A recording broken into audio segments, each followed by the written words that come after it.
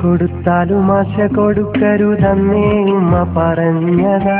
കനവ് കാണുമ്പോ തന്നോളമുള്ളത് കാണണമെന്നും പറഞ്ഞതാ. എന്നെക്കാളും കാണാൻ അഴക് നിറഞ്ഞ പെണ്ണിനെ ഞാനും സ്നേഹിച്ചതാ. ഇന്ന് മണ്ണും ചാരി നിന്നവനെന്റെ പെണ്ണിനെയും കൊണ്ടുപോയതാ. ആന കൊടുത്താലും ആശ കൊടുക്കരുതന്നേ ഉമ്മ പറഞ്ഞതാ.